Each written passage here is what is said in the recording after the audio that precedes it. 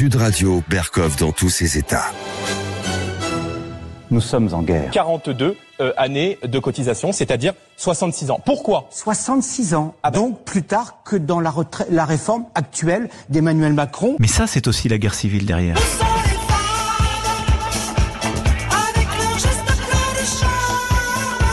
Pour moi, c'est sûr, elle est Pfizer. Nous sommes en guerre. Ah, on en a marre, hein, c'est vrai de parler que de la guerre tous les jours, la guerre à tous les étages, la guerre feutrée, la guerre ouverte, la guerre masquée, la guerre enfumée, mais, qu'est-ce que vous voulez, hein ? Dans 3 jours, on est mercredi, dimanche, on vote. Eh oui, et puis dimanche prochain, on vote. Et puis on ne sait jamais, peut-être que Macron va décider de démissionner d'ici quelques mois, donc on va revoter, vous voyez, c'est bien. Hein, au moins on s'amuse et puis ça nous permet d'aller mettre notre bulletin dans l'urne, ça occupe. Voilà, donc on va parler du débat Bardella-Attal-Bompard hier sur TF1. Un débat qui fusait des étincelles, mais vraiment derrière cela, c'est quoi le vrai paysage ? Eh ben, on va vous en parler longuement. Et puis, on va recevoir Maître Éric Lanzaron, qui est avocat en droit public et droit de la santé. Et lui, il s'occupe effectivement de plusieurs cas, de ce qu'on appelle aujourd'hui les effets secondaires ou les effets indésirables, et la chape de plomb, et la loi du silence, et ce qui marche, ce qui ne marche pas, les corrélations vraies ou pas vraies. En tout cas, il y a du malaise dans la civilisation de santé. Pourquoi ? On en parle avec lui. Et alors, magnifique, vraiment, il y a une grande conférence de l'ONU sur l'Afghanistan, le 30 juin à Doha. Et les talibans ont dit, on vient, mais attention, sans les femmes. Hein. S'il y a une femme, on vient pas. Ah, c'est intéressant. C'est le nouveau monde. Et puis, évidemment, vous avez les appels au vote de part et d'autre, tout le monde, ça part dans tous les sens, mais c'est intéressant, c'est bien, on s'engage. Et enfin, en seconde partie d'émission, nous allons recevoir Maria de Almeida, qui est membre du comité de vigilance des enfants placés, et Aniela Lamnawar, étudiante à Sciences Po, pour parler de ce drame, de ce problème absolument capital, dont on parle assez peu, les enfants placés, le placement des enfants suite à des conflits familiaux et autres. Mais prendre un enfant par la main, oui, mais pour l'amener où ? Eh bien, on va en parler longuement. À tout de suite. Sud Radio Berkov dans tous ses états, midi 14h. André Berkov. Ici Sud Radio. Les Français parlent au français. Je n'aime pas la blanquette de veau. Je n'aime pas la blanquette de veau. Sud Radio Berkov dans tous ses états. Eh bien, hier, c'était la fête à TF1. Et oui, Gabriel Attal, ancien Premier ministre, enfin il l'est encore, mais pour quelques jours. Jordan Bardella, la tête de pont du Rassemblement national, déjà député européen, bien sûr, et Manuel Bompard, du Nouveau Front Populaire. Voilà. Qu'est-ce qui s'est passé ? Ben écoutez, on va en parler. Un débat de plus, il y en aura pas mal encore d'ici dimanche. Et ça change quoi ? Écoutez. Sud Radio Berkov dans tous ses états. Le fait du jour. Oui, je sais que c'est un peu facile, mais qu'est-ce que vous voulez ? C'est le moment où rêver pour les ministères de la parole. Il faut expliquer, il faut convaincre, il faut dire mais votez pour moi, viens chez moi, le frigo est plus rempli, la maison est plus douce, la table est dressée, on est là pour toi, on est là, c'est magnifique d'ailleurs. C'est intéressant parce que aujourd'hui, ben oui, il faut séduire.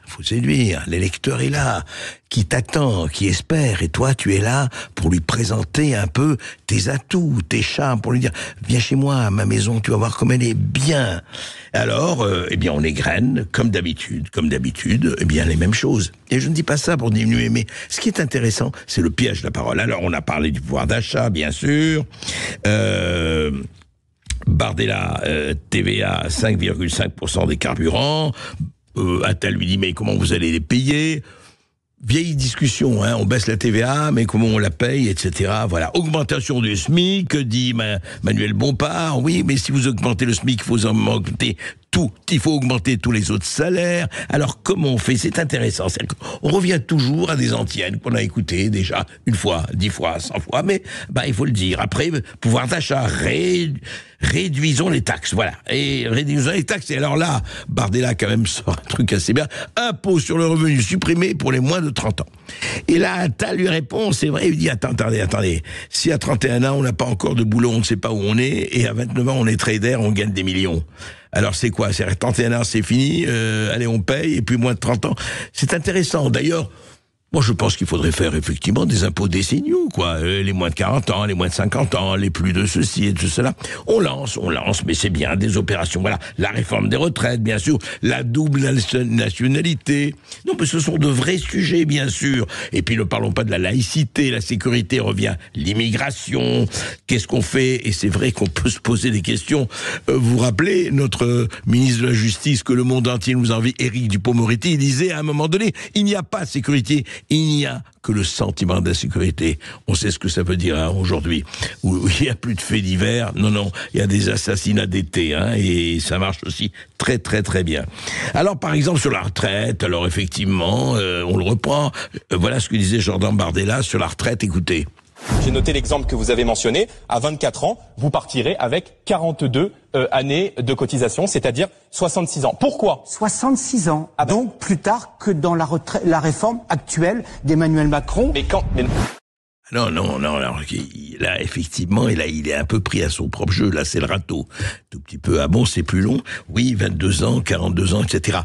Et ils savent tous qu'on va arriver à un moment donné à la retraite par capitalisation. Ils le savent, il faudra qu'elle soit là. Ils le savent, mais on n'en parle pas. Et c'est là le problème de ces débats. On va essayer quand même d'entrer un peu plus profond et un peu plus à fond dans cette histoire. Donc il parle, c'est très bien, chacun fait son numéro, il ne s'écoute pas bien sûr, il s'écoute pas sauf pour lancer des petites formules, vous savez, ça s'appelle le buzz, voilà.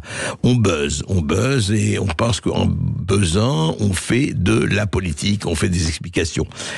Mais moi ce qui m'a frappé, il y a quelque chose, vous avez vu le grand silence blanc sur l'Europe? Vous avez on a fait des émissions notamment avec Alain Falinto ou d'autres. Quand on sait que 80% à 90% des décisions sont prises par la Commission européenne et même pas par le Parlement européen, par la Commission européenne. Qui a parlé de ça? Là, on fait des échanges législatives pour élire nos représentants à l'Assemblée nationale. Mais elle a quel pouvoir, l'Assemblée nationale? Non, je pose la question. Elle a quel pouvoir aujourd'hui? Et le Parlement européen, on a voté la semaine dernière, il y a la semaine d'avant, il a quel pouvoir? Quand on sait que c'est la Commission européenne non élue et le Conseil européen non élu qui font tout, et on parlera ensuite avec Eric Lanzaron des problèmes avec les contrats Pfizer et autres. Mais attendez, qui décide de quoi? Pas un mot. J'ai remarqué pas un mot sur l'Europe. Et c'est intéressant parce que vous avez des strates. Par exemple, vous aviez effectivement Attal, Bardella, Bompard. Attal, qui est derrière Macron. Bardella, qui est derrière Marine Le Pen. Bompard, qui est derrière Jean-Luc Mélenchon. Donc, c'était un débat où, dans l'ombre, ceux qui tenaient effectivement les manettes, Le Pen, Macron et Mélenchon, peut-être qu'il aurait mieux fallu faire un débat Le Pen, Macron, Mélenchon. Mais ça se fait pas, Macron est président de la République. Donc on envoie effectivement, je ne dirais pas les marionnettes, non, c'est injuste, tout à fait, mais voilà, on envoie les prestataires de services qui parlent de ce dont ils peuvent parler. Mais enfin, sur le fond, dites-moi, encore une fois, vous êtes là pour dire votez pour votez pour vos représentants du peuple.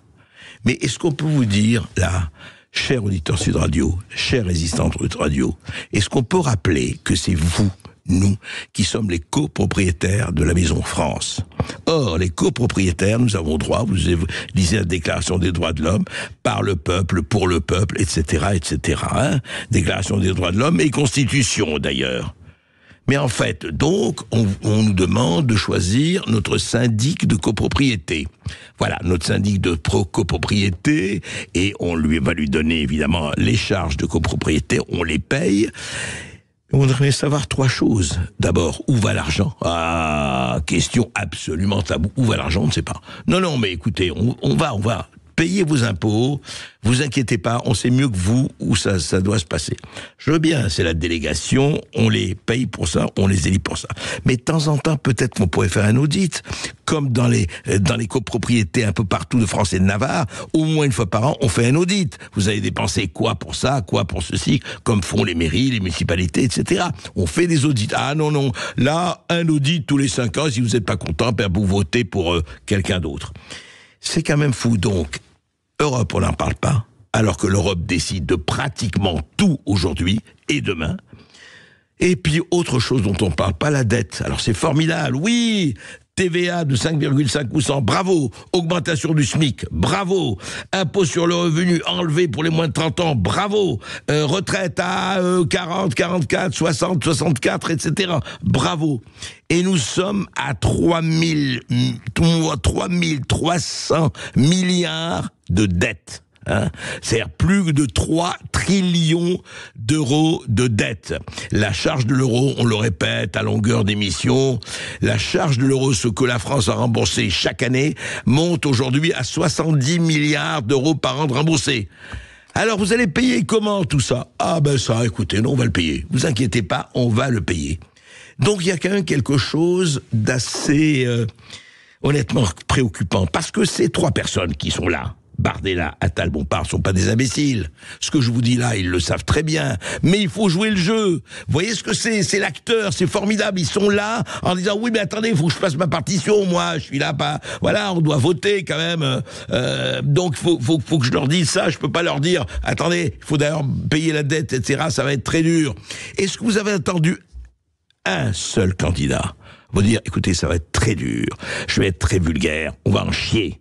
Ça va être dur, mais vous allez voir, au bout du chemin, on peut y arriver. Vous en avez vu un seul qui dit ça comme ça, qui dit ça de manière extrêmement précise? On le sait. Encore une fois, je ne vous apprends rien. Et eux, ils le savent encore mieux que moi, ce que je suis en train de vous dire. Mais ça ne fait rien. On parlera, voilà, de ce qu'il faut faire, etc. On voit très bien que la France aujourd'hui a perdu beaucoup de ses repères, que les gens ne savent plus où ils habitent, que beaucoup de gens ne savent plus où ils habitent, et que, voilà, et on fait semblant que c'est 70 à 80% des Français, en tout cas plus de 50% des Français qui savent plus où ils sont et qui sont vraiment dans des difficultés réelles. Eh ben, écoutez, il y a qu'à Foucault. Ouais, on va arranger ça, vous inquiétez pas, écoutez-nous, et puis l'autre c'est un fasciste, l'autre c'est une espèce de gauchiste complètement fou, et voilà, mais votez pour moi, on est les meilleurs. Et donc je me dis, et quand j'écoutais hier ce débat qui était honnêtement pas mauvais, mais enfin bon, des redites passablement ennuyeux, et ben je me dis que au fond, est-ce que c'est un chant du cygne? Est-ce que c'est les derniers jours de Pompéi? Est-ce que c'est est-ce que c'est l'Èche bien descendu, Est-ce que c'est le boulevard des crépuscules? J'espère que pas, mais très sincèrement, on attend vraiment des gens qui nous disent, y compris qui cognent, mais qui cognent sur le réel. On en a un peu marre qu'ils fassent semblant et qui nous donnent leur narratif, leur perception, et qui nous donnent véritablement les pépins de la réalité. Oui, je sais, c'est plus dur, mais il faut savoir, effectivement, et qu'on ne soit pas, vous savez ce que j'ai entendu, moi, tout le temps, cette phrase de je sais quel ministre, il y a de ça quelques années, nous étions au bord du gouffre, mais si vous votez pour moi, nous ferons un grand pas en avant. Eh ben, dis donc, c'est intéressant, ça, on va faire un grand pas en avant. Ben, on va voir. Sud Radio Berkov dans tous ses états. Appelez maintenant pour réagir 0826 300 300. Ici Sud Radio. Les Français parlent au français. Les carottes sont cuites. Les carottes sont cuites. Sud Radio Berkov dans tous ses états. Dans tous mes états, et je vais vous dire, il se passe des choses un peu partout. Et il se passe des choses, avant de parler de Marseille et de la France avec Éric Lanzaron, je vais vous donner quelques informations venant du Kansas, l'État du Kansas aux États-Unis. Eh bien, le procureur général du Kansas, vous savez qu'aux États-Unis, les États sont autonomes et indépendants du point de vue justice.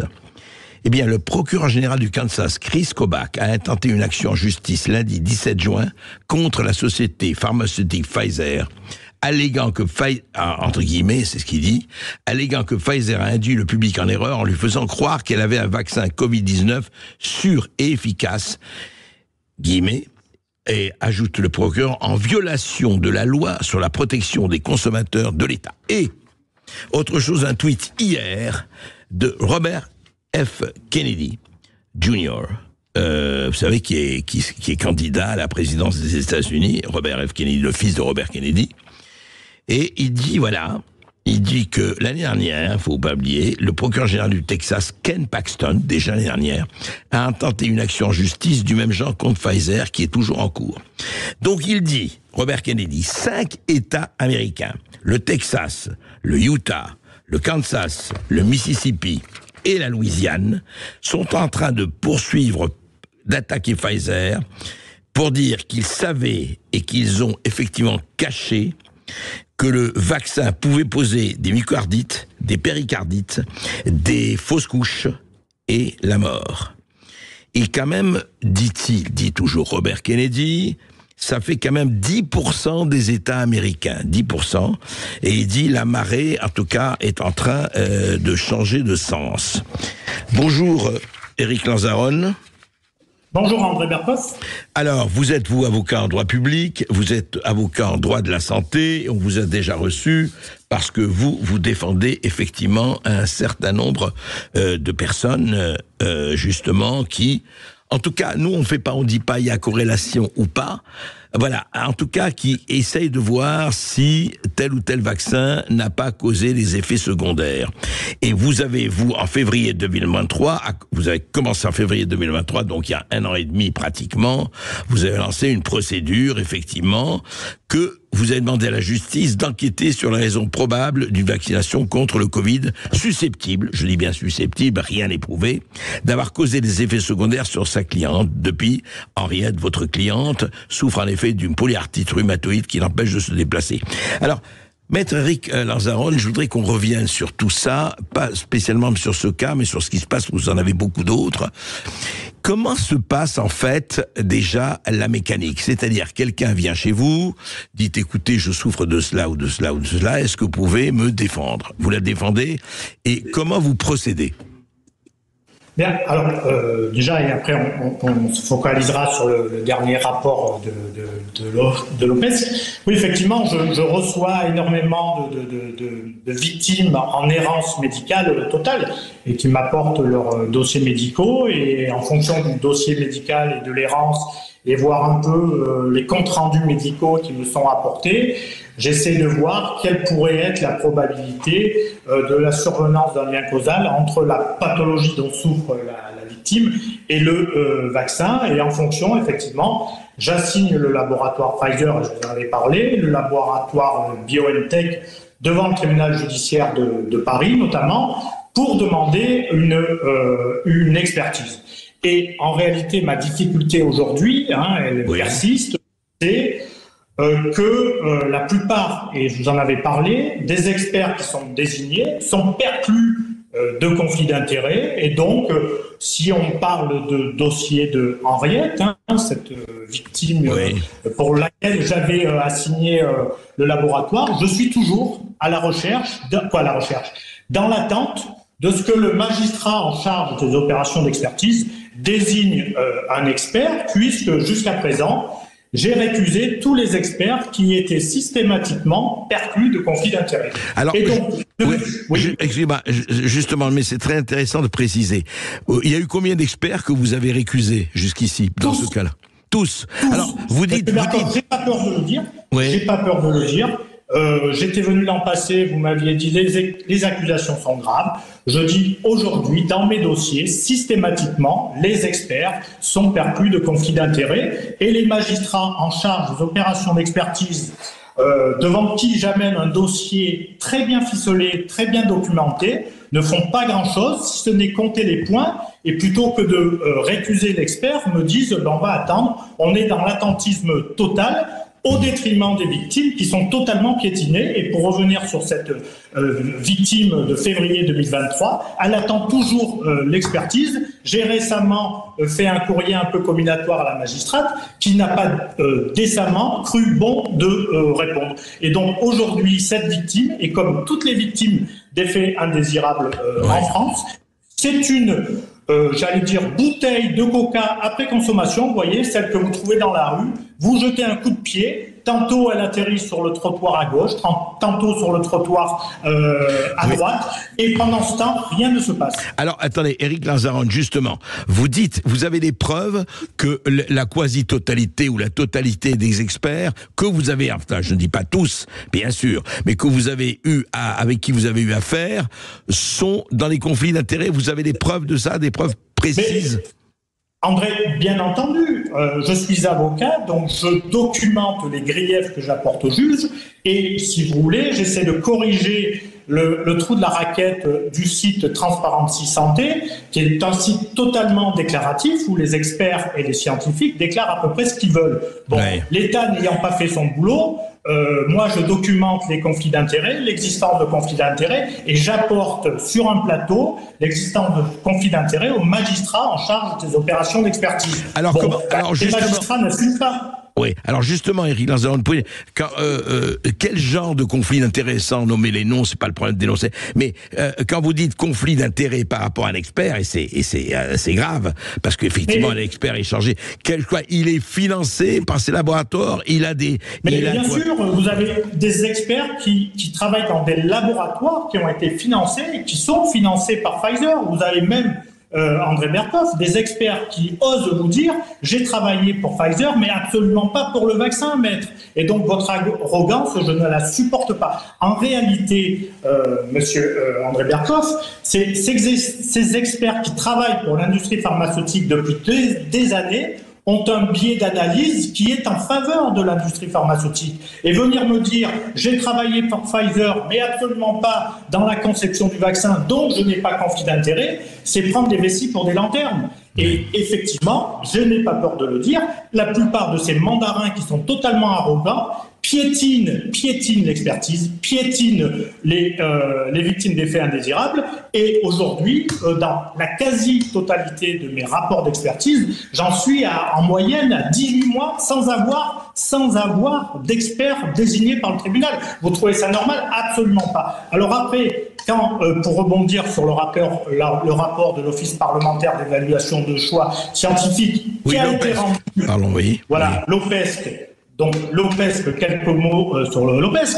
C'est un office parlementaire qui est composé de députés, 18 députés, 18 sénateurs, d'accord, et qui est désigné par leur groupe politique. Bon. Pour se charger de quoi? Rappeler aux auditeurs quel est son but, quelle est sa fonction? C'est informer le Parlement des conséquences des choix à caractère scientifique et technologique afin d'éclairer, et c'est très important, afin d'éclairer la représentation nationale. Et tout à l'heure, quand vous parliez de parole, de ministère de la parole, on peut en parler dans le cadre de ce rapport. Son rôle de l'OPESC, c'était d'évaluer les effets indésirables post-vaccinaux et de rechercher les améliorations à mettre en œuvre auprès des acteurs scientifiques et des contradicteurs, et non pas de venir défendre à travers 143 pages la position du système, les autorités de santé et l'industrie pharmaceutique. En réalité, cet office, André Berkoff, par cette enquête, devait s'assurer que le système de suivi post-vaccination mis en place dans un contexte, et je le répète, dans un contexte de vaccination massive avec un nouveau vaccin, était adapté et performant. Or, de ce que je constate à la lecture de ce rapport, ce n'est pas un bilan, c'est de la communication. Et vous en parliez tout à l'heure de la communication, c'est de la communication. Les tenanciers de la pharmacovigilance à la française se font les porte-paroles de l'industrie pharmaceutique, se font les porte-paroles des vaccins, au détriment des victimes des effets indésirables. Et donc, je dis, et je l'assume, c'est Ponce Pilate qui se lave les mains devant la foule qui abandonne Jésus, et Jésus là, ce sont toutes les victimes des faits indésirables qui sont totalement abandonnées. Vous voulez dire, Eric Lanzaron, juste, dans ce rapport donc de Lopez, il n'y a pas de contradictoire. Il n'y a pas de... Il ne présente pas les points de vue mais opposés. pas du tout. André Berkoff, c'est un rapport pro-domo qui se veut le porte-parole. Et ce qui est scandaleux, c'est que 18 députés, vous voyez le lapsus député parce que je le suis, et 18 sénateurs n'ont pas cru bon de poser les questions de bon sens que je vais vous poser, que je pose à vos auditeurs. Effectivement, rien n'a été fait. Et comme disait Einstein, qui résumait parfaitement ce rapport, on ne résout pas, André Berkoff, un problème avec des modes de pensée qui l'ont engendré. Et qu'est-ce qui se passe aujourd'hui? On a une pharmacovigilance qui n'est absolument pas efficiente, qui n'est absolument pas performante, qui n'est absolument pas représentative. Et quand je dis ça, vous pourriez me dire, maître, vous êtes avocat, venez pas sur le terrain scientifique, mais c'est pas moi qui le dis, André Berkoff, c'est dès 2006, et c'est madame, j'ai les déclarations, de madame Jonville-Bérat, qui est l'actuelle patronne des CRPV en France. En CRPV, rappelez ce qui est CRPV, s'il vous plaît. Ce sont les centres de recherche là où on fait les déclarations d'effets indésirables, d'événements indésirables. D'accord. Voilà, et qui étaient chargés de récolter, de recueillir tous les événements indésirables. Et donc cette dame. Cette dame qui est aujourd'hui, après 20 ans, André Berkoff, après 20 ans. Mais si vous voulez, on préfère garder son job que sauver son honneur. En 2006, d'accord, la pharmacovigilance française, et je cite, pour éviter tout procès en incompétence, il était dit en 2006, soit il y a presque 20 ans, la pharmacovigilance est fondée sur la notification spontanée des effets indésirables, d'accord, qui établit l'importance de la relation entre chaque médicament pris par le patient et la survenue de l'effet indésirable. La notification spontanée est une méthode passive fondamentale pour gérer les alertes, mais trop peu exhaustive. 1 à 10% des effets indésirables graves sont notifiés, rendant nécessaire des études de pharmacovigilance. D'accord. Ce que je suis en train de vous dire, André Berkoff, c'est depuis quasiment 20 ans, la pharmacovigilance, l'ANSM, les CRPV, tous ces mandarins qui d'ailleurs ont été auditionnés, c'est-à-dire c'est ceux-là même qui ont fait l'histoire qui sont interrogés, mais il n'y a aucune contradiction, aucun contradicteur, tout va bien Madame la Marquise, c'est ces gens-là qui aujourd'hui viennent nous dire, Monsieur Berkoff, que on ne peut pas constater de signaux importants et de déplorer qu'on ne remonte pas suffisamment de signaux, quand précisément, notre système actuel de pharmacovigilance ne permet pas de mesurer ces signaux. Et quand je vous dis ça, c'est pas moi, avocat à Marseille, qui le dit, ce sont les CRPV qui le disent depuis des années. Il suffit de lire le rapport pour constater qu'il manque de moyens humains, qu'il manque de moyens financiers. Et donc, la conclusion, pour que les auditeurs comprennent, à partir du moment où on se satisfait d'une pharmacovigilance aussi peu performante, où on dissimule, ou en tout cas on cache sous le tapis les effets indésirables, parce qu'on n'a pas les moyens de les mesurer et de les appréhender et de les rendre un peu plus représentatifs, vous faites le lit à l'industrie pharmaceutique. Parce que vous dites, il n'existe pas d'effets indésirables, il n'y a pas d'indemnisation, et donc s'il n'y a pas d'effet désirable, il n'y a pas d'indemnisation. Le message est très clair à l'industrie pharmaceutique. Venez, il n'y a pas de souci, on va continuer comme ça pendant 20 ans, et on pourra dans les années à venir, avec la survenance de d'autres pandémies et d'autres maladies. Oui, mais dites-moi. Un même système. Et l'hypocrisie, André Berkoff, c'est que depuis 2006, tous les rapports, le rapport, il suffit de le lire. D'accord, non, mais vous en avez parlé. Oui, tout à fait. De 2010, de la H1N1, déjà parlé de la faiblesse de la pharmacovigilance. Le rapport Villani de 2002, toujours de l'Office parlementaire, parlait de la faiblesse de la pharmacovigilance. D'accord, non, on va pas égrener. Eric, on va pas égrener tous les rapports, mais dites-moi, c'est une chose que je comprends pas dans ce que vous dites. Et on va parler aussi. Je sais que vous avez énormément de dossiers là-dessus, mais quelque chose. Vous avez écouté ce que dit Robert Kennedy. On voit les plaintes de tel ou tel gouverneur de 10% des États américains aujourd'hui aujourd'hui, on voit quand même que ça change. Et en Europe aussi, on a énormément en tout cas, de piqûres de rappel, de lanceurs d'alerte qui commencent à dire, attendez, il y a quand même des problèmes. Et attendez, même sur le plan même Delfrécy lui-même, l'ancien président de l'ancien conseil scientifique, lui-même a reconnu qu'il y avait des problèmes. On va pas tout énumérer. Donc, comment vous expliquez que rien ne change de ce point de vue-là, enfin du point de vue des experts et du point de vue des magistrats avec qui vous avez affaire? Rien ne change parce que, me semble-t-il, ça satisfait tout le monde. En réalité, c'est l'hypocrisie et la parole.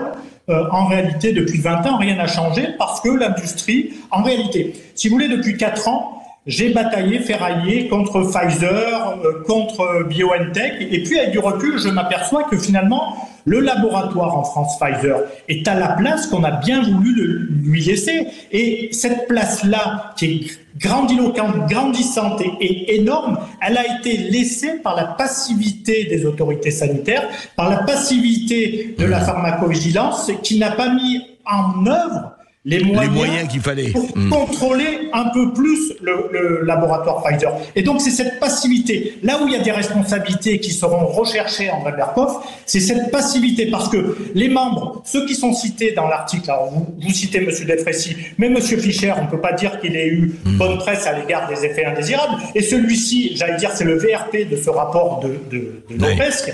En réalité, ce qui se passe, c'est qu'on n'a rien fait, et cette passivité depuis 20 ans, elle sera recherchée en responsabilité devant la justice, parce que une telle passivité pendant tant d'années, ça revient à faire sciemment la place et le lit à l'industrie pharmaceutique au détriment. Le grand vainqueur, c'est l'industrie pharmaceutique. Le grand perdant, André Berkoff, le grand perdant, c'est les effets indésirables. C'est les victimes des effets indésirables. Les victimes. Je vous assure, j'ai assisté à des dizaines d'expertises qui sont totalement animalières, et je pèse mes mots, arrogantes, animalières, et qui de toute façon se soldent par un rejet du lien de causalité.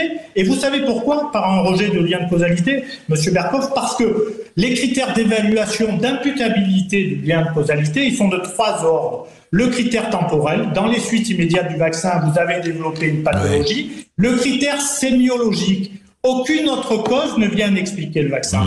Mais aujourd'hui, tous les experts dans les expertises vont rechercher une autre cause. Et je prends un exemple tout simple. Allez-y. D'accord ? J'ai un jeune qui a fait une myocardite, d'accord ? Il se trouve qu'il a fumé du hashish, d'accord ? Il a fumé du hashish. Eh bien, rendez-vous compte que comme ces critères sont totalement stringents, très rigides, l'expert dit, maître, finalement, c'est peut-être pas le vaccin qui a provoqué la myocardite, parce que je vois qu'il y a peut-être une contre-indication qu'il a fumé du hashish à titre récréatif. Et donc, on rejette le lien de causalité, mais rejeter le lien de causalité dans ce cas-là, ça n'implique pas que le vaccin ne soit pas responsable. Et donc, moi, j'aimerais connaître tous ces dossiers qui ont été rejetés. En fait, ce que vous dites, j'ai bien compris, Maître Lanzaron, vous dites effectivement qu'il y a là un problème, et à la fois un problème de moyens, un problème de conflit d'intérêts, et un problème effectivement de passivité, vous l'avez bien énuméré. Aujourd'hui, vous avez juste une dernière question, vous avez combien d'affaires vous diligentez? J'ai plus de 250 dossiers, mais tous les jours, si vous voulez, et c'est ça qui est surprenant. Vous voyez, quand l'ONIAM et Monsieur Leloup vient se gargariser en disant qu'il n'y a pas beaucoup de dossiers, je note que entre 2022, d'accord, et 2024, il y a eu un accroissement considérable de la demande d'indemnisation, alors que objectivement, nous sommes plus en campagne vaccinale, et que ce nombre de dossiers devrait décroître. Et ce qui est le plus ahurissant, c'est qu'aucun député sénateur ne puisse poser ces questions que je vous pose. Ce sont simplement des questions de bon sens. Attendez, pourquoi ils ne le peuvent pas? Ils le peuvent s'ils veulent. Quand vous dites aucun député des sénateurs ne puisse, s'ils ont envie, ils peuvent. Parce qu'ils font preuve d'une passivité, c'est tout. Ah ben voilà, on revient à tout ça. Monsieur Berkoff, il y a des gens qui sont pleutres et qui ne veulent rien savoir. C'est-à-dire, c'est du suivisme total, et on ne contredit pas les experts. Ce sont des mandarins. Toutes les personnes qui ont été auditionnés dans le cadre de ce rapport ont fait l'histoire de la politique vaccinale. Vous pensez réellement et sincèrement qu'elles vont venir vous dire « on a fait tout mal ». Non, ils ont fait tout bien, sauf que les effets indésirables... Vous dites, comme Albert Einstein, on ne va pas demander aux gens qui ont créé les problèmes de les résoudre. C'est un peu ça. Exactement. Mais c'est exactement ça. Et donc, on continue comme ça. Et ce qui est le plus inquiétant, c'est que les vaccins qui vont être de plus en plus rapides avec l'intelligence artificielle, on peut continuer comme ça dans les années à venir. Mais si on réforme pas notre système de pharmacovigilance, on met les miettes sous le tapis, pas d'effet indésirable, c'est très bien. On donne finalement une autorisation permanente à l'industrie pharmaceutique de vous dire. Et c'est pas simplement les vaccins, André Berkoff. Ce sont aussi tous les médicaments avec les effets indésirables. Si vous avez une pharmacovigilance qui est totalement passive, et qui ne relève pas les effets indésirables. Éric Lanzaron, on est d'accord. En tout cas, on est d'accord sur un point. Je ne vous suis pas sur tout. Enfin, moi, je regarde, j'observe. Nous ne sommes pas là pour juger. Mais en revanche, là, vous avez raison. Il faut que la pharmacovigilance soit complètement avec les moyens qu'il faut, l'honnêteté qu'il faut et la rectitude qu'il faut. Merci en tout cas de vos investissements et on va suivre cela. Merci Éric Lanzaron d'avoir été avec nous. On va marquer une courte pause sur Sud Radio. On revient dans un instant pour les perles, les huées et les bravos d'André Berkoff. Et puis vous aurez la parole 0826 300 300 pour réagir. À tout de suite sur Sud Radio. Sud Radio Berkoff dans tous ses états, midi 14h. André Berkoff. Ici Sud Radio. Les Français parlent au français. Je n'aime pas la blanquette de veau. Je n'aime pas la blanquette de veau. Sud Radio Berkoff dans tous ses états. Lorsque l'ONU organise une conférence sur l'Afghanistan avec les talibans, comment cela se passe ? Eh bien, vous verrez, ça se passe pas exactement comme si c'était la Suède ou la Norvège. Vous allez me dire, c'est normal ? Ah, je ne sais pas. Écoutez. Sud Radio Berkoff dans tous ses états. Les perles du... Où sont les femmes ? Oui, Patrick Juvet, mais on n'en veut pas les femmes. Comment on n'en veut pas des femmes ? Non, on n'en veut pas. On n'en veut pas. Alors, le 30 juin prochain, là donc, au moment où les Français sont appelés aux urnes pour le premier tour, eh bien, une réunion est organisée par l'Organisation des Nations Unies à Doha, capitale du Qatar, concernant l'Afghanistan. Très bien, eh bien, écoutez, conférence, l'ONU organise un peu partout, c'est son rôle, des conférences partout. Eh bien, simplement, alors, les talibans, qui, vous le savez, sont au pouvoir aujourd'hui en Afghanistan et au pouvoir absolu, ont quand même eu leurs exigences. Alors, c'est quoi l'exigence des talibans ? Eh bien, exclure les femmes afghanes. Pas une femme afghane ne sera là. Et exclure les représentants de la société civile de cette réunion et ont demandé alors là, c'est très très bien, que le sujet du droit des femmes ne soit pas abordé lors des discussions. Quand même, ça fait beaucoup. Donc, on exclut, pas de représentant de la société civile, et on ne veut pas... Ah, attendez, c'est pas un sujet, on ne veut pas parler du droit des femmes, etc. Bon, et que croyez-vous que fit l'ONU ? Eh ben, elle a cédé à ces demandes dans le but de ramener les talibans à la table des négociations. Et oui, il faut accepter. Mais attendez, c'est quand même quelque chose d'assez... Enfin, je sais pas, pour nous, pour un certain nombre de gens dans le monde, de dizaines de millions, voire de milliards, c'est quand même pas négligeable. Ah ben oui.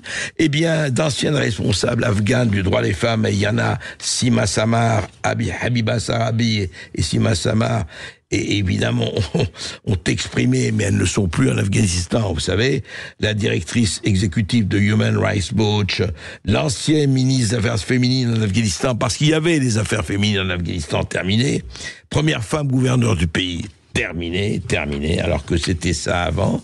Eh bien, elles ont protesté, elles ont dit c'est pas possible. Eh bien, écoutez, voilà, elle dit mais comment vous avez accepté de dire que il n'y aura pas de femmes, il n'y aura pas de représentants de la société civile et on ne parlera pas du droit des femmes. Alors que dit l'ONU ? Eh bien, justifie cette décision par la nécessité de relancer le dialogue avec les talibans face à la grave crise humanitaire et économique que traverse l'Afghanistan. Mais est-ce que vous ne pourriez pas dire aux talibans aussi que si vous voulez qu'on s'en occupe, qu'on s'occupe de la grave crise humanitaire, peut-être pourriez faire quelques pas, céder un peu, non, on discute pas, non, c'est formidable avec les totalitaires, hein. Nous, on accepte, on se soumet, etc. Et alors j'adore ce que disent les agences. Cette situation met en lumière le dilemme auquel est confrontée la communauté internationale. Choisir entre isoler les talibans au nom des droits des femmes ou avancer vers leur reconnaissance pour permettre le retour de l'aide internationale dans l'un des pays les plus pauvres du monde. Et les femmes, écoutez, c'est un dommage collatéral, les femmes. On les oublie, on verra plus tard, on a le temps, entre 50 lapidations, 40 massacres et 50 égorgements, on verra plus tard, évidemment. Il y a des priorités dans la vie. Oui, il y a des priorités dans la vie. On va marquer une courte pause sur Sud Radio. On va revenir dans un instant après les infos de 13h pour le face-à-face d'André Berkoff. À tout de suite. Sud Radio. Sud Radio. Parlons vrai. Parlons vrai. Sud Radio. Parlons vrai. Ici Sud Radio. Les Français parlent au français. Les carottes sont cuites. Les carottes sont cuites. Sud Radio Berkoff dans tous ses états. Oui, la fièvre monte, les passions s'emballent. Nous sommes à 4 jours du premier tour des élections. Et alors je vais vous dire les discours. Mais quels discours et quelle proclamation. Non, les résistants sont de retour, les Cassandres aussi. On en parle. Sud Radio Berkoff dans tous ses états. Eh oui, les faux culs, les escrocs, tout ça. Bon, on va pas quand même vilipender tout le monde. Ils ont raison. Alors, les narratifs se développent. Quand je dis que ça se développe, c'est formidable. Parce que, vous avez remarqué au fur et à mesure que d'un côté, le Rassemblement national monte dans les sondages et pourrait emporter la majorité absolue, vous avez alors le rassemblement des Jean Moulin, surtout des Jean Moulin avant d'ailleurs, et des gens qui disent ça y est, attention, ça y est, les Waffen-SS arrivent, ils ont franchi la ligne Maginot, évidemment, les Panzer Division déferlent sur la place de la Concorde, vous allez voir, c'est pas possible, et vous avez une flopée de résistants magnifiques, les professionnels de la culture, évidemment, les acteurs, les actrices, les théâtreux, etc. magnifiques, qu'on n'a pas beaucoup entendu durant le Covid, qu'on n'a pas beaucoup entendu durant les Gilets jaunes, qu'on n'a pas beaucoup entendu quand il y avait des agriculteurs dont 1 sur 2 se suicide parce qu'il vit avec 800 € par mois. Non. Alors là, attention, c'est la lutte finale, c'est la passionnara, no passaran, c'est formidable, hein, je veux dire, bon. Et d'un autre côté aussi, celui qui monte, évidemment, ceux qui montent, c'est le nouveau Front Populaire. Alors là aussi, de l'autre côté, c'est l'autre côté. Oui, ça y est, les soviétiques arrivent, ils vont soviétiser, ça va être le goulag, ça va être la prison, regardez comme ils sont violents, les antifas, les black blocs, etc., etc. Alors c'est intéressant, parce qu'on ne parle plus que de ça. C'est ce qu'on appelle les extrêmes. À tort ou à raison, d'ailleurs, il y a beaucoup de choses à dire sur le mot extrémisme. Mais voilà. Et alors, ils sont tous là, en y allant. Alors, évidemment, j'adore ces révolutionnaires de comptoir, hein, ces gens qui sont chez eux, bien vissés, et puis, alors, qui parlent. Alors là, ils sont, le ministère de la parole, c'est formidable. Notamment, alors, Dominique Strauss-Kahn, du haut de Radio Marrakech, puisqu'il a un riad là-bas, a lancé son appel à la résistance. Il a dit, voilà, il faut faire barrage, quoi qu'il en coûte, à Jordan Bardella et ses alliés.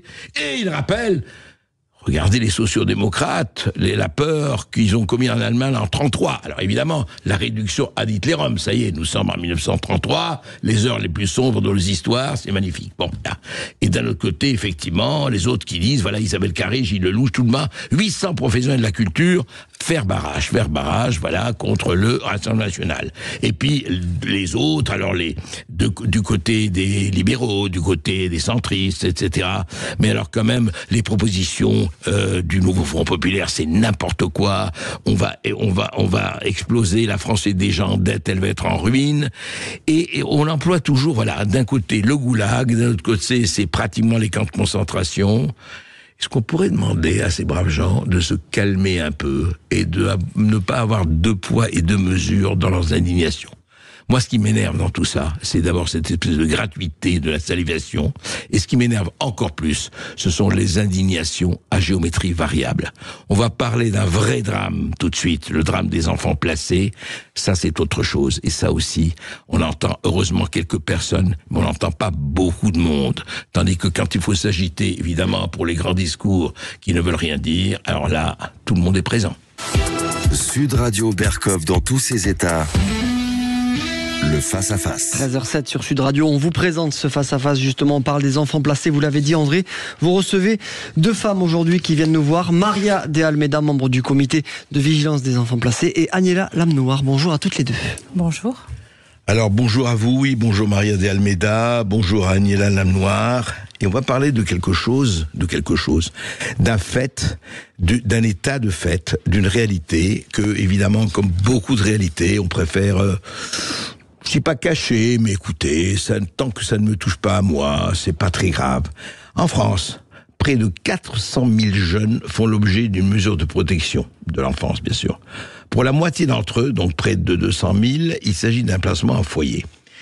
Il y a eu des décès, on va en parler, il y a eu des drames. Eh bien, une commission d'enquête sur les manquements politiques de protection de l'enfance, c'est une première, a été lancée en mars 2024, c'est-à-dire il y a 3 mois. Voilà, donc ce comité de vigilance donc des enfants placés suivre effectivement les travaux parlementaires, et voilà, nous vous accueillons donc, et merci d'être là. Maria de Almeida, vous êtes donc membre de ce comité de vigilance, et Aniela Lamnoir, vous êtes étudiante à Sciences Po et vous avez étudié effectivement cette situation. Alors moi je voudrais d'abord qu'on fasse l'état des lieux, peut-être vous-même Aniela, où on en est aujourd'hui, quelle est la situation en France? Alors, vous l'avez très bien dit, la situation, c'est que c'est quand même beaucoup d'enfants en France qui ont des mesures de placement qui ne sont pas forcément aujourd'hui effectives. Qu'est-ce que ça veut dire concrètement? C'est-à-dire qu'il y a un juge qui va instruire, qui va constater qu'en effet, il y a besoin de retirer un enfant de son cercle familial. Mais derrière, il n'y a pas possibilité de réellement soit les mettre en famille d'accueil, soit les mettre en foyer. Alors attendez, ce que je voulais comprendre, qui constate qu'il y a un problème et qu'il faut placer l'enfant? Ça démarre comment, enfin? Ça démarre par le fameux numéro, le 119, où ces dernières années, il y a une grosse politique de communication sur auprès autant de l'éducation nationale que aussi le grand public. C'est-à-dire que quand on constate, quand on entend, tout comme les violences faites aux femmes ou les violences intrafamiliales en général, il faut le signaler. Ce n'est pas normal, des enfants qui subissent des coups. Donc il y a le 119. Il y a le 119. Par la suite, le 119, c'est recueilli, et c'est ce qu'on appelle la CRIP, c'est les cellules de recueillement des informations préoccupantes. D'accord. Et là, ça va être évalué. Il va y avoir plusieurs constats, voir s'il y a eu plusieurs plaintes, etc. Puis ça va aller auprès de ce qu'on appelle les juges aux affaires familiaux. Et donc là, ce sera décider les mesures. Donc, est-ce qu'il y a des visites qui sont accordées aux parents, ce qu'on appelle les visites médiatisées, une mesure en foyer, en famille d'accueil, etc. Et le placement, alors, ce qu'on appelle placement, se décide à quel niveau? C'est le juge qui décide du placement. Oui, il faut savoir que la protection de l'enfance en France, elle est plutôt bien faite, en théorie. On a des placements qui sont dits judiciaires, donc dans le cadre de maltraitance et justement d'informations préoccupantes, mais on a aussi de l'aide à la parentalité. C'est ce qu'on appelle les placements administratifs. Il s'agit de venir aider, voir comment améliorer, comment faire du lien aussi avec le droit commun, les aides sociales, etc. Malheureusement, aujourd'hui, au vu de la dégradation des services publics en général, on le sait, mais aussi de la protection de l'enfance qui est très invisibilisée, on se retrouve avec énormément de placements qui deviennent judiciaires sans même passer la case de l'accompagnement à la parentalité, et énormément de drames entre la suroccupation dans les foyers ou encore les familles d'accueil qui sont de moins en moins nombreuses parce que l'attractivité du social... Il faut que les familles d'accueil soient... Mais elles sont subventionnées, enfin elles sont aidées. Les familles d'accueil, depuis quelques années maintenant, elles passent un diplôme avec une formation. Leur vrai titre, c'est assistants familiaux. Ça nécessite aussi tout un cadrage au niveau de l'environnement, c'est-à-dire il y a des visites pour voir s'il y a bien une chambre par enfant, etc. Donc c'est un des seuls métiers qui est 24 heures sur 24, chez soi, et qui est pourtant difficilement reconnu, autant financièrement qu'humainement. Et c'est pour ça, peut-être que Maria, tu voudras développer là-dessus, qu'aujourd'hui, il y a eu aussi une proposition de loi d'avoir la possibilité de cumuler le travail d'assistants familiaux avec un autre emploi, si bien évidemment ça permet au vu des accompagnements. Voir si ça va. Alors justement, quels ont été, Maria de Almeida, il y a eu effectivement, on a parlé suite à des décès, qu'est-ce qui a fait que on a la nécessité de ce comité de vigilance? Eh ben en fait, ce comité, donc le comité de vigilance des enfants placés, en fait, est venu à la suite de cette commission d'enquête. Voilà. Donc cette commission d'enquête a été lancée suite au décès de ces enfants-là. Donc il faut savoir il y a eu des décès. Qu'est-ce qu'il y a eu? Alors il y a 2 enfants effectivement, dont une qui s'est suicidée. Voilà, qui s'est pendue dans un hôtel, parce qu'il faut savoir que tous les enfants ne sont pas forcément placés en foyer ou dans des familles d'accueil. Il y a beaucoup d'enfants qui sont placés dans des hôtels, qui sont livrés à eux-mêmes. Oui, dans des hôtels qui sont livrés à eux-mêmes. Oui, ce n'est pas. Oui. Il y a une proportion non négligeable qu'on met à l'hôtel parce que il faut pas qu'il reste. Il n'y a plus de place en fait. Le problème, c'est qu'il n'y a plus de place dans les foyers. Il y a un taux de 140%. Voilà, c'est un chiffre que j'ai vu dans une étude. Donc 140% de taux, alors que les capacités sont à 100. Il n'y a pas plus de chambres, pas plus de moyens, pas plus de personnel. Donc en fait, il y a un vrai problème de manque de moyens, il y a un vrai problème de famille d'accueil, parce que aussi il faudrait que ces familles d'accueil sont volontaires par essence. Hein. Exactement. Donc c'est vraiment en fait c'est tout un ensemble. Il manque de structure. Il manque de personnel, il manque de moyens financiers. Il y a aussi le volet judiciaire, où il y a un véritable manque de juges aussi. Parce qu'il faut savoir qu'un juge, normalement, c'est en moyenne 350 dossiers. Donc voilà. Pour un seul juge. Pour un seul juge. Attendez, vous parlez de 350 dossiers uniquement d'enfants placés? Exactement. De problèmes d'enfants. Oui, effectivement. Vous voulez dire un seul juge à 350 dossiers? Oui, exactement. Sur ce dans ce normalement. Mais à l'heure actuelle, les juges sont à 500 voire 700 dossiers. Il faut savoir qu'il y a 3300 enfants qui sont en attente d'un placement. Des enfants, des décisions judiciaires. Donc il y a des juges qui ont statué comme quoi ces enfants étaient en danger, mais ces enfants ne peuvent pas être placés. Donc c'est vraiment dramatique. Ils sont chez eux en attente. Ils sont chez eux en attente.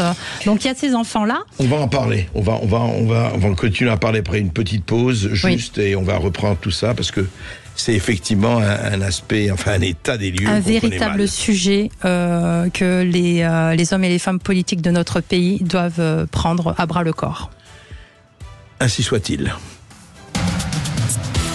Sud Radio Berkov dans tous ses états, midi 14h. André Berkov. Ici Sud Radio. Les Français parlent au français. Je n'aime pas la blanquette de veau. Je n'aime pas la blanquette de veau. Sud Radio Berkov dans tous ses états. Prendre un enfant par la main pour l'amener vers quoi? Pour l'amener vers où? Quand il s'agit d'un foyer détruit ou dévasté, quand il y a 400 000 jeunes qui font l'objet de mesures de protection de l'enfance, qui sont placés comment? On en parle depuis quelques minutes avec Maria de Almeida et avec Aniela Lamnoir, membre du comité de vigilance des enfants placés. Maria de Almeida, alors en fait, hors antenne, vous donniez certains chiffres qui serait bon de donner justement. Alors oui, exactement. Il y a certains chiffres qui sont quand même édifiants. Il faut que les gens sachent qu'il y a que 1% des enfants placés qui font des études supérieures, que 70% des enfants de l'ASE sont sans diplôme. ASE, je rappelle, aide sociale à l'enfance. Exactement, oui. Aide sociale à l'enfance. Et que 45... Combien sont sans diplôme, vous disiez? 70%, ouais. C'est énorme. Sans diplôme, c'est-à-dire même pas le bac, même rien pas du le tout, brevet, même pas le brevet des collèges. Rien, voilà. D'accord. Après, il faut savoir que 45% des jeunes issus de l'ASE finissent SDF. Donc, c'est pas rien. Vivent dans la rue, quoi. Vivent dans la rue, voilà. C'est plutôt édifiant. Il faut savoir aussi que ces enfants-là ont 20 ans d'espérance de vie, moins que nous.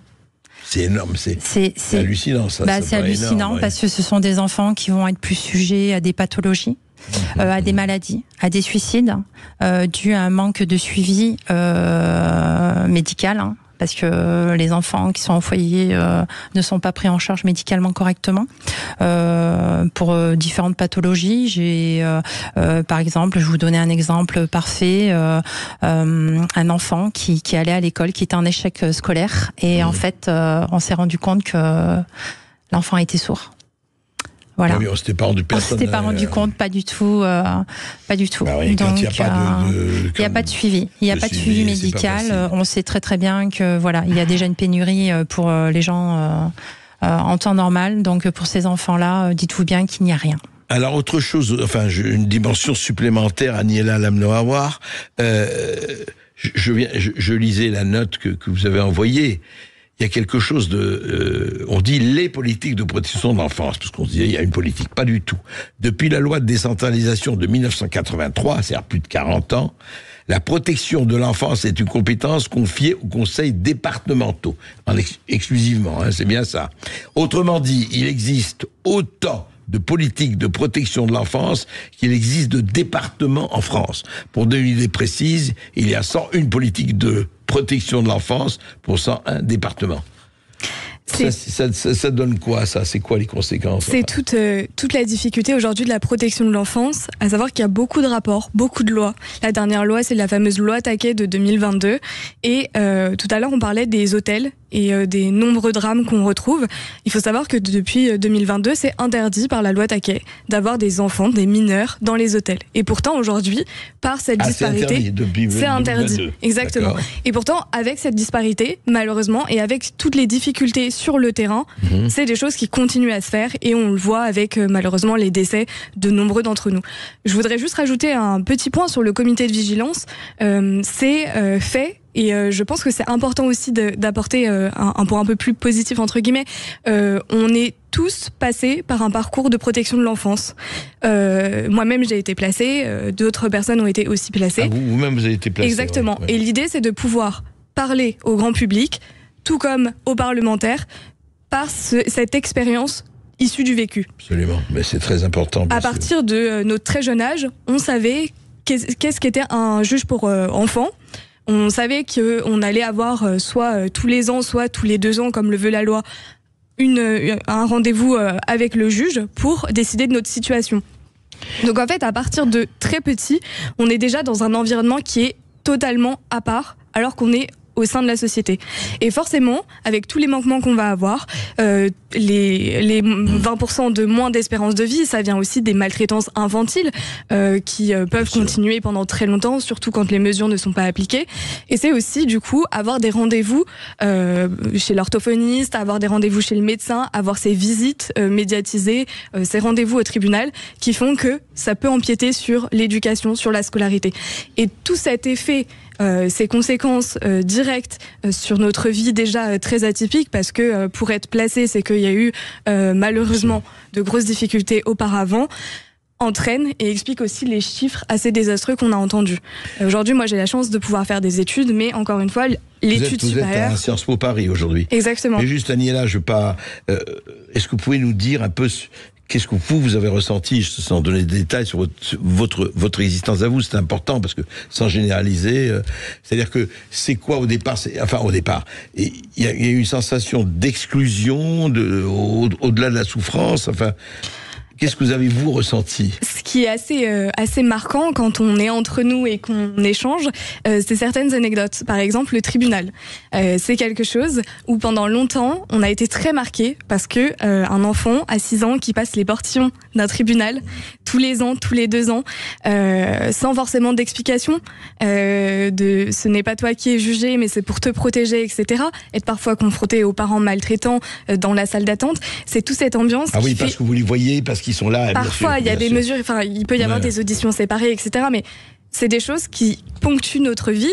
C'est par exemple se retrouver fin juillet, début août, en plus c'est la période bientôt, tous les enfants de foyers et de familles d'accueil dans les mêmes colonies et pratiquement que entre enfants de l'aide sociale à l'enfance, parce que les familles d'accueil et les foyers ferment. C'est toute cette vie très atypique qui est aujourd'hui la nôtre et dont on peut s'en sortir. C'est aussi le message du comité. Bien sûr. Veut être, si jamais il y a des jeunes qui nous entendent, c'est possible, mais on a besoin aujourd'hui d'être accompagné. Et cet accompagnement, il passe aussi par des prises en charge psychologiques, il passe aussi qui sont au bon moment et de manière globale sur une attention centrée sur l'enfant. Et l'enfant, quand il a vécu des maltraitances, à 18 ans, quand tout s'arrête, quand il n'y a plus de lien, c'est terrible. Ça donne les chiffres sur les jeunes surreprésentés à la rue. À 18 ans, ça veut dire par exemple plus de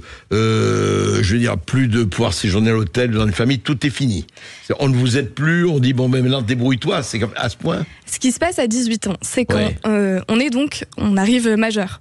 Ouais. 2 mois avant la date de naissance, 2 mois avant notre majorité, on a un rendez-vous avec l'aide sociale à l'enfance. Évidemment, on l'a dit, il y a plein de politiques de protection de l'enfance, donc les rendez-vous peuvent être oubliés, pas faits, etc. Mais nous, on le sait. On nous a dit 2 mois avant, il y aura un rendez-vous. Et là, on a possibilité d'avoir un accompagnement jusqu'à 21 ans. D'accord. Depuis la loi Taquet, il y a eu une grande mobilisation et aussi des points d'alerte sur certains départements qui systématiquement ne donnaient pas ce qu'on appelle les contrats jeunes majeurs, de manière qui très restaient à 18 ans, qui ne faisaient pas le reste, quoi. Exactement.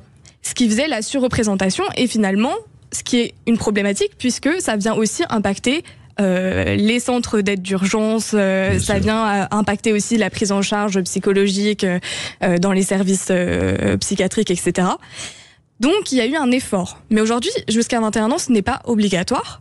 Et donc on a un peu le jeu assez déloyal, parce qu'on parle d'enfants, encore une fois, de donner un contrat de 1 mois, de 2 mois, de 6 mois. Ce qui met une véritable épée de Damoclès sur nos têtes. Et ce qui conduit aussi à nous pousser vers des études très professionnalisantes de 3 ans, par exemple. Oui, pour avoir un boulot. Exactement. Pour avoir un job. Oui. On va parler de tout cela, on va continuer après une petite pause. Et 0826 300 300. Oui, on attend vos témoignages, vos appels 0826 300 300 pour poser toutes vos questions. On parle d'enfants placés aujourd'hui. À tout de suite sur Sud Radio. Sud Radio Berkov dans tous ses états, midi 14h. André Berkov. Ici Sud Radio. Les Français parlent au français. Les carottes sont cuites. Les carottes sont cuites. Sud Radio Berkov dans tous ses états. Et nous sommes toujours avec Maria de Almeida et avec Aniela Lamnawar effectivement de ce comité de vigilance des enfants placés. Alors je rappelle, c'est intéressant parce que après vraiment des accidents, des incidents et des drames, une commission d'enquête parlementaire sur les manquements politiques de protection de l'enfance, vaste programme, a été lancé donc en mars dernier. Et donc, en parallèle de la création de cette commission d'enquête, donc l'association Les Oubliés de la République a lancé le comité de vigilance des enfants placés, donc suivre les travaux parlementaires, les informer, etc. Alors, cette commission, aujourd'hui, donc si j'ai bien compris, on en a parlé hors antenne, vous êtes indépendant, vous n'avez pas de subvention, vous êtes lié avec l'association Les Oubliés de la République, et c'est tout. Et vous êtes combien? Comment vous travaillez? Alors là, à l'heure actuelle, ça a commencé par un petit noyau. Ils étaient 30. Aujourd'hui, on est plus de 300. Voilà. Et je lance un appel aujourd'hui à tous les enfants qui ont été placés de rejoindre ce comité. Voilà, l'union fait la force. Bien sûr. Comment ils peuvent vous joindre? On est à l'antenne. Alors sur les réseaux, sur Twitter, il y a un compte Twitter, sur les réseaux sociaux. Mais comment s'appelle ce que vous l'avez Alors ça s'appelle le comité de vigilance des enfants placés. Hein. Le comité de vigilance des enfants placés. Non, mais pour ceux qui veulent le joindre. Mais donc qui n'hésitent pas. Qui n'hésite pas à se rapprocher de ce comité. Donc vous êtes 300 un peu partout, et comment vous fonctionnez? C'est-à-dire, comment vous faites, votre travail consiste en quoi? Exactement. Notre travail, donc, ça a été vraiment un regroupement et un appel très rapide. C'est-à-dire que quand le Parti socialiste a utilisé son droit de tirage pour cette première commission, on s'est dit que c'était une chance qu'on ne devait pas louper et qu'on allait être intransigeant et intransigeante sur cette commission d'enquête. On a commencé par déjà faire la liste de tous les députés qui étaient membres de cette commission. On a également parlé avec eux pour expliquer notre action et l'importance aussi d'avoir les premières concernées au cœur de cette commission d'enquête. Comment ça se traduit concrètement? C'est par exemple, parfois on tenait des permanences à l'Assemblée nationale où les parlementaires pouvaient venir nous voir juste avant ou juste après les auditions pour nous demander concrètement, quand tu vas peut-être avoir un amendement, quelque chose à voter, qu'est-ce qu'on fait? Oui, quand tu es... Quand tu es en foyer, comment ça se passe, par exemple, pour acheter tes vêtements? Ou quand tu as les parents qui ont encore l'autorisation parentale, comment tu fais fait pour aller dormir chez les copains-copines? Est-ce que c'est long, etc. En fait, notre objectif, c'est vraiment par notre vécu, par notre expertise, parce qu'au fur et à mesure, on commence à très bien connaître et très bien, étudier la protection de l'enfance, c'est de pouvoir donner ce qu'il n'y a pas et ce qui ne peut malheureusement pas transparaître dans les rapports directement aux parlementaires. Parce que finalement, quand il y a le PLF, finalement, il y a des choses... projet de loi finance qui passe chaque fois. Pardon. Il y a des financements qui vont concerner les départements, qui vont nous concerner. Quand on parle de la sécurité sociale, il y a des choses qui nous concernent. Et malgré le fait qu'on soit invisible, finalement, on est présent et présente partout. Et il est important qu'il y ait cette expertise aussi au niveau des parlementaires. Vous donnez vos témoignages, vos expertises aux parlementaires. L'idée, c'est d'aller au-delà du témoignage, déjà parce qu'on est très jeunes, pour la plupart dans le comité, et qu'on est aussi en pleine reconstruction, et qu'il est important aussi de savoir... pouvoir transmettre l'expertise tout en conservant sa propre histoire et sa dignité, si je puis le dire, ce qui n'est pas forcément facile quand on a été placé, parce que dans les services, tout le monde connaissait nos histoires, on avait toujours cette étiquette-là, donc c'est important pour nous d'aller au-delà du témoignage, mais de s'appuyer sur ce vécu-là. Alors justement, je sais qu'on parle vécu, Aniela. Vous dites justement, on est quand même, on sait qui on est, et est-ce qu'on a une étiquette? Est-ce qu'on a une étiquette? Est-ce qu'on a intériorisé cette étiquette? Oui, totalement. Je pense que déjà la barrière, et c'est pour ça que j'espère qu'il y a des jeunes qui nous écoutent et qu'on peut donner aussi cette image-là dans les films, etc. On a souvent le voyou qui est de la protection de l'enfance, etc. Et c'est un peu le but aussi de notre comité, c'est de lutter contre ces stéréotypes, les clichés, les clichés, et aussi de donner de l'espoir. On peut faire des études supérieures, c'est très dur parce qu'on n'a pas cet accompagnement, que ce soit financier, émotionnel, etc. Mais on peut, et c'est tout notre engagement qui porte là-dessus pour avoir une vraie égalité des chances. Et par exemple, pour le vécu très concret, j'ai une information un petit peu personnelle, mais que je trouve assez percutante à donner. Je suis la 3e génération d'enfants placés. Ma mère a été placée, j'ai été placée, ma grand-mère était dans le système, donc à l'époque de la DAS. Et c'est aussi ça qu'on représente et qu'on incarne. C'est aujourd'hui, il faut que ça change. Aujourd'hui, ce n'est pas possible, même d'un point de vue financier. C'est un gouffre financier, l'ASE actuellement dans son fonctionnement. Ce n'est pas possible de ne pas investir dans l'avenir. Bon, normalement, je suis la dernière et je devrais être contribuable. Mais c'est là-dessus aussi qu'on veut jouer. Et mais quand vous dites contribuable, mais votre mère ou votre grand-mère a travaillé aussi, non? Oui, plus ou moins. C'est-à-dire qu'il y a eu des parcours à la rue, il y a eu des parcours de prostitution. On en parlera malheureusement après, mais la question du foyer...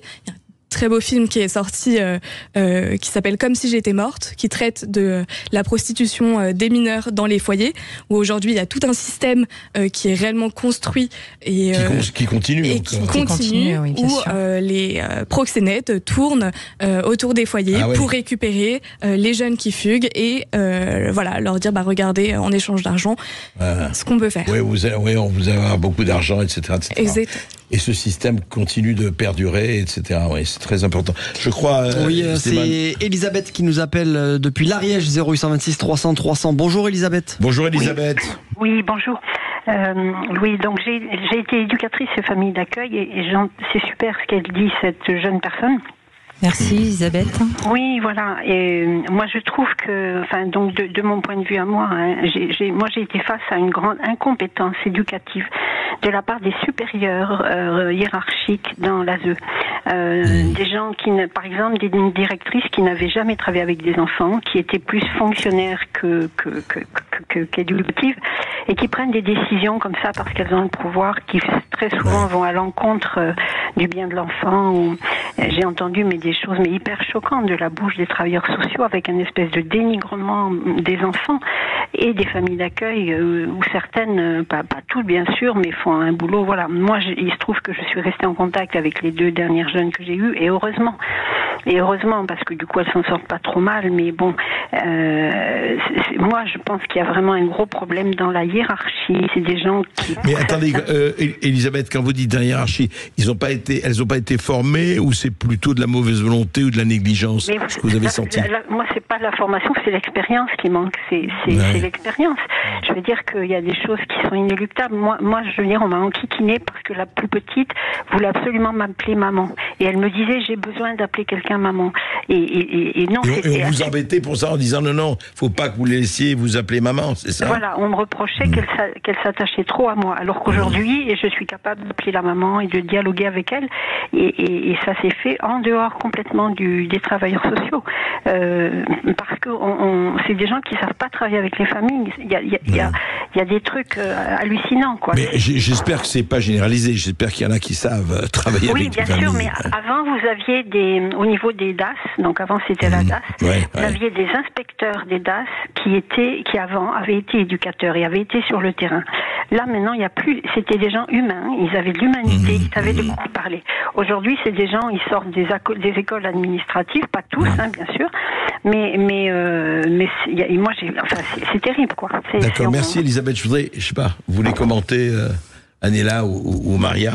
Alors, moi j'entends ce que dit cette dame, ça me choque pas parce que malheureusement, je crois que c'est une maladie française. Hein. Ça, ce que cette dame est en train de dire, ça vaut dans toutes les administrations.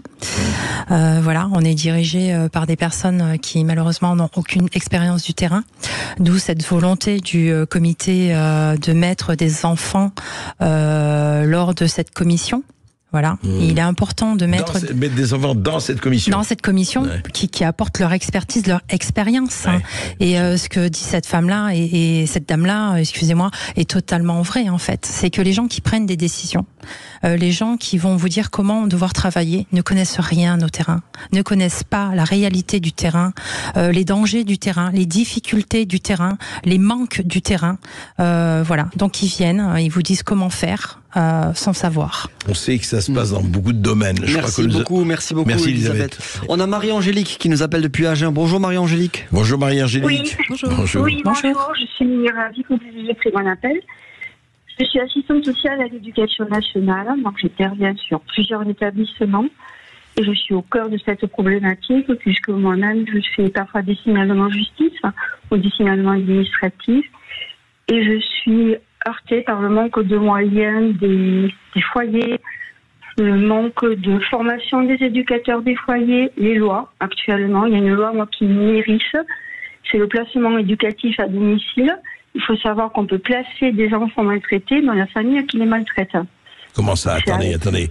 On peut placer des enfants maltraités dans des familles qui les maltraitent. Ça veut dire quoi? Ça s'appelle un PEAD. C'est un placement éducatif à domicile. C'est décidé par un magistrat. Et tout simplement parce qu'on manque de lits, on manque de place dans les structures. Et donc, il y a ce placement où les éducateurs sont un peu plus présents que lors des AEMO, des aides. Attendez, non mais excusez-moi, on sait que c'est une famille maltraitante, on va quand même les mettre là, mais les éducateurs vont venir plus souvent pour surveiller, c'est ça? Oui, voilà, c'est parce qu'on manque de moyens pour avoir des placements ordinaires. Mais voilà, on n'en parle pas, mais c'est une hérésie, c'est vraiment une hérésie. Et effectivement, j'ai remarqué que les enfants issus du système de la protection de l'enfance, elles font moins d'études. Quand on arrive de 18 ans, ils en ont marre de tout ça et des fois, ils ne veulent pas signer le contrat jeune majeur. Et je suis avec les profs, parce que j'ai la chance d'être reconnue dans mes missions, dans les établissements où je travaille. Donc avec les profs, les chefs d'établissement, les CPE, on s'arrache les cheveux. Et ils sont malheureux, il y a un manque de suivi en matière de santé. Et dans les foyers, les éducateurs sont souvent pas formés. Les lieux de vie, n'en parlons pas. Pas tous, mais beaucoup sont quand même défaillants. Et ces enfants sont les grands oubliés de la République.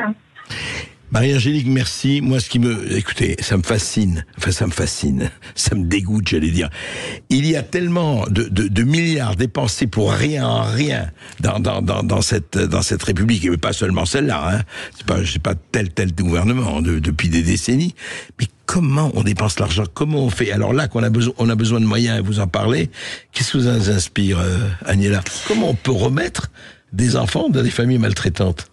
Ce qui est terrible, c'est qu'on est arrivé à un tel point de rupture que c'est des politiques d'urgence constamment. Et dans cette dynamique-là, ce qui devait être une bonne chose, c'est-à-dire des placements à domicile pour accompagner à la parentalité, deviennent des catastrophes et des mises en danger permanentes d'enfants. Et forcément, après, quand on voit les chiffres, on a du mal à y croire sur les conséquences, sur 20 ans d'espérance de vie en moins. C'est énorme et c'est hallucinant. Et on a presque envie de se dire que ce chiffre est grossi. Malheureusement, il ne l'est pas, parce que toutes les années, toutes les journées, toutes les heures vécues de maltraitance qui vont être du coup imposées par manque de moyens vont avoir des répercussions sur le long terme. On le sait, les études le montrent. Céline Gréco, qui est une ancienne enfant placée, chef de service en pédiatrie à Necker, a fait énormément d'études et travaille là-dedans pour montrer à quel point il est temps que nous investissions de manière générale pour améliorer. Et surtout en 2024, il est impensable qu'aujourd'hui des enfants continuent à être maltraités sans que ce soit plus connu, sans que ce soit... aujourd'hui, ça reste des faits divers. Oui, exactement. Oui. On a reçu récemment, une enquête sur des enquêteurs sur la pédocriminalité, c'est hallucinant, quoi. Et encore aujourd'hui, il y a des choses terrifiante. Juste, vous parlez de... Est-ce que vous voyez toujours, aujourd'hui, vous êtes toujours en contact, évidemment, avec les enfants placés, et des personnes que vous avez connues à l'époque des tribunaux ou à l'époque des camps de vacances, vous les voyez ou pas du tout? Les camps de vacances un peu moins. C'était assez violent, je pense, pour tout le monde de se retrouver entre un placement en foyer, parfois dans des quartiers très difficiles comme à Marseille, sans vouloir stigmatiser, ou être en famille d'accueil à Clermont-Ferrand. C'est très différent et du coup c'est très violent quand on se retrouve que entre jeunes placés avec des traumas et des vécus très différents. Évidemment, je pense que l'école, la scolarité et notamment les prises en charge de handicap m'ont permis aujourd'hui d'en arriver là, de reprendre des études qui me plaisent, etc. Et on parle souvent, et j'ai hâte que ce soit plus le cas, de chance dans nos parcours. Quand on vient témoigner, quand on s'investit, etc. On dit moi j'ai eu de la chance, j'ai fait que 4-5 familles d'accueil, j'ai pas trop eu, je suis tombée sur les bonnes personnes. Et puis vous êtes battu aussi, il y a aussi la volonté. Et la volonté. Mais la volonté, aujourd'hui, à l'antenne, vous nous entendez sur des bons jours. Encore à 24 ans, il y a des jours où c'est très compliqué. Encore aujourd'hui, je suis en thérapie, on est beaucoup à être en thérapie. Et c'est quelque chose qui est une réalité et qu'il ne faut pas cacher. C'est totalement normal en termes de santé mentale. Et voilà, mais aujourd'hui, comment on permet à ces jeunes, quand à 21 ans tout s'arrête, au mieux, plus généralement à 18 ans, comment on permet un logement, une stabilité économique, financière, émotionnelle, pour après pouvoir se reconstruire et se penser réellement. Et une insertion professionnelle aussi. C'est ça aussi qui est très important. C'est une insertion professionnelle. Qu'est-ce qu'on donne comme chance à ces enfants de pouvoir accéder à l'emploi ? Ça, c'est une véritable question aussi qu'il faut se poser. Question qui est posée, oui, encore une fois, à tous les niveaux et dans tous les domaines. Et justement, venez poser vos questions 0826 300 300 pour témoigner ou poser justement toutes vos questions. À tout de suite sur Sud Radio. Sud Radio Berkov dans tous ses états. Appelez maintenant pour réagir 0826 300 300. Ici Sud Radio. Les Français parlent au français. Je n'aime pas la blanquette de veau. Je n'aime pas la blanquette de veau. Sud Radio Berkov dans tous ses états. 13h49 sur Sud Radio, on parle du placement des enfants avec Maria de Almeida et Agnella Lamnoir qui sont nos invités aujourd'hui. On accueille Patrice qui nous appelle depuis les Bouches-du-Rhône. Bonjour Patrice. Bonjour Patrice. Bonjour Patrice. Bonjour. Bonjour, je vous appelle parce que je suis pas surpris de ce qui est dit par vos deux témoins aujourd'hui. Effectivement, il y a beaucoup de travail à faire. Il y a beaucoup de travail dans l'accompagnement de ces jeunes. Nous, on se bat avec mon épouse. On a créé un petit lieu de vie familial. Oui, où ça Dans les Bouches-du-Rhône, au bord de l'étang de Berre, à Châteauneuf-les-Martigues. D'accord. Voilà, on était famille d'accueil pendant 17 ans. On s'est très vite aperçu des limites que pouvait avoir notre démarche auprès des enfants. Donc on s'est battu pour créer notre propre lieu de vie, pour avoir un peu plus d'indépendance. Aujourd'hui, nous avons, sans être prétentieux, 95% de réussite. Pourquoi ? Parce qu'ils ont un accompagnement familial. Parce que 21 ans, on n'en a rien à faire. On va au-delà s'il faut aller au-delà. Et je pense qu'on a, nous les gens, les travailleurs sociaux, hormis ce qu'on nous impose et qui est la loi, nous pouvons aller au-delà en respectant la loi. C'est-à-dire que moi, un gamin que j'ai gardé pendant 10 ans, il est hors de question qu'à 21 ans, j'ai dit tu prépares tes valises et tu t'en vas. C'est une intégrité sociale qu'il faut avoir. Moi, je suis choqué quand j'entends on a le droit, on n'a pas le droit. Moi, les gamins, ils partent en vacances avec nous, ils partagent notre vie, on partage la leur. On a un projet éducatif. Je ne prends aucun gamin, je vais être honnête, qui n'a pas de projet. ni scolaire, ni éducatif, ou qui ne pense même pas à un projet. Quand un gamin arrive sur mon lieu de vie et ma structure, il a un contrat d'accueil qu'il vit. S'il ne le signe pas, c'est-à-dire qu'il ne veut pas adhérer à ce que je lui propose, je ne le prends pas en prise en charge, parce que ce sentiment d'abandon qu'ont ces gamins qui vont de famille d'accueil en famille d'accueil, parce qu'on n'a pas la réponse adaptée à chaque cas. Moi, je n'aime pas dire un cas. Non, un enfant, c'est pas un cas, c'est une personne à part entière. C'est une vie, c'est une vie. C'est uni, on est bien d'accord. Et c'est en ce sens-là que ça peut marcher. C'est prendre la personne dans sa globalité. Problématique sociale, problématique d'handicap, problématique. Et c'est tout mettre. Moi, j'ai encore des gamins qui arrivent à 16 ans, qui sont pas recensés, qui n'ont pas de carte d'identité, qui n'ont pas. Voilà. C'est inadmissible de voir ça aujourd'hui. Alors, il faut pas tout mettre sur le dos du conseil départemental. Il y a de très bons professionnels, il y a de très bonnes équipes. Moi, je travaille avec des gens formidables sur Marseille. Je travaille avec des gens un peu moins investis. Ouais. Voilà. Je veux dire qu'on a tous une responsabilité. Et au niveau scolaire, on rencontre l'école, on rencontre des équipes formidables. Pareil, dans l'éducation nationale, pas tout le monde est prêt à en remplacer, voilà. Ouais, Patrice, vous avez tout à fait raison. En tout cas, d'une chose, il faut jamais généraliser. Il y a des gens formidables et puis des gens qui sont moins bien, c'est clair. Et comme vous dites, après, c'est effectivement l'éthique de chacun. Vous voyez, vous dites, voilà, c'est pas l'âge qui va jouer, c'est d'aller jusqu'au bout. Et bravo pour ça, et c'est très important. Je crois qu'on est là, hein, que vous en pensez. Oui, il a totalement raison. On a, dans ce combat, en fait, on a tous une responsabilité collective, hein, parce qu'il faut pas oublier que les enfants d'aujourd'hui seront les adultes de demain. Donc, on doit savoir comment on veut que ces adultes soient demain.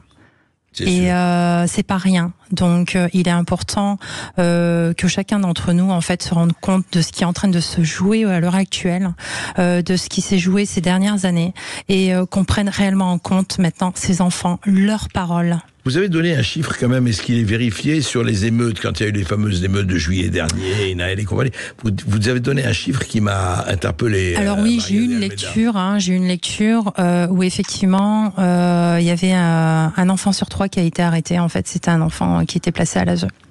Un enfant sur 3 arrêté pendant ces émeutes, oui. C'est un enfant de l'aide sociale à l'enfance. Exactement, qui a eu un parcours à l'assistance.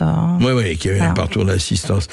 Justement, Aniela, est-ce que c'est en fait, il y a évidemment tout ce qu'on cite et que vous avez cité et que vous avez décrit, et c'est très important, vraiment, ce que vous avez décrit. Je crois que beaucoup de personnes qui nous écoutent vont être très concernées par cela, en tout cas. Mais est-ce que ce n'est pas aussi, parce que c'est pas aussi une question d'équation personnelle? Ceux qui arrivent à s'en sortir sans dire, il y en a qui s'en sortent, il y en a qui s'en sortent pas. Mais quand même, est-ce qu'il n'y a pas une question, justement, de volonté, d'appétit, de personnel, de lutte personnelle? Je ne sais pas. Peut-être. Honnêtement, j'ai pas la réponse là-dessus.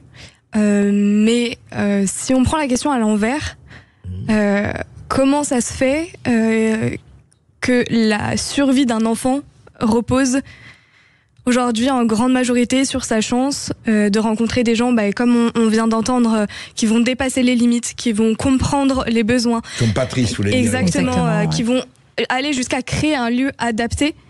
Ce qui est de la chance de tomber sur une personne qui va avoir cette démarche-là et sur les capacités de survie de s'accrocher malgré tous les obstacles. Et c'est pas normal, on parle d'enfants de moins de 18 ans. Et s'il faut que ça tienne à arriver à avoir quelques mains tendues un peu plus que les autres, au bon vouloir d'une personne, en fait, vouloir d'une personne, c'est ça qui est terrible, parce que encore une fois, on parle d'enfants. Et ces enfants-là, on parle de protection de l'enfance, ce qui n'est pas le cas aujourd'hui.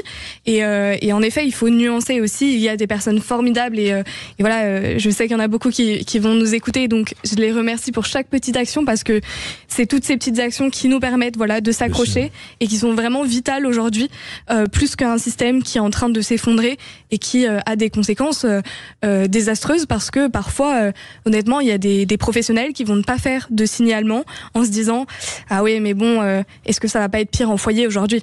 C'est ça. Et ça, c'est faute de pas structure possible. d'accueil, faute de ceci, on met la poussière sous le tapis. Et les poussières, ce sont des enfants, des êtres humains. pour parler de sujets un peu difficiles, mais c'est la réalité. Il y a beaucoup d'agressions aussi. Il y a des films et des livres qui parlent d'agressions de la part de professionnels. Au sein des foyers, exactement. Mais entre mineurs, il y en a beaucoup. Il y a eu une enquête récemment qui est sortie et qui montrait la part importante d'agresseurs qui sont entre mineurs. Et là-dessus, aujourd'hui, c'est un vrai problème parce que la protection de l'enfance ne peut pas avoir ces deux piliers fondamentaux entre administratif et judiciaire, et surtout ne peut plus protéger. Et la plupart des enfants ont eu des conséquences et des traumatismes liés à leur placement, alors qu'ils sont censés être protégés. Et oui, c'est tout le problème, c'est tout le paradoxe, et c'est tout le piège d'une société qui ne donne pas les moyens de se défendre, et de se défendre elle-même d'ailleurs. Merci à vous deux. Merci André Berkoff de nous avoir donné la parole. Donc le comité, pour ceux qui s'adressent au site du comité de vigilance des enfants placés. Exactement. C'est sur Internet. Exactement. Et moi je vais lancer un dernier appel à tous les hommes et à toutes les femmes politiques de ce pays, de s'engager auprès de nous et de faire avec nous, de pas faire sans nous, et de reprendre, de rétablir la commission d'enquête, de rétablir la délégation aux droits des enfants. Voilà. Et de respecter aussi la Convention internationale des droits des enfants. Voilà, engagez-nous, engagez-vous et soyez près de nous. Eh bien voilà. Merci à toutes les deux d'avoir été avec nous, Maria de Almeida et Aniela Lamnoir. On se retrouve demain, André Berkoff, de midi à 14h. Tout de suite, Brigitte Lahaye sur Sud Radio. À demain. Sud Radio. Sud Radio. Parlons vrai. Parlons vrai. Sud Radio. Parlons vrai.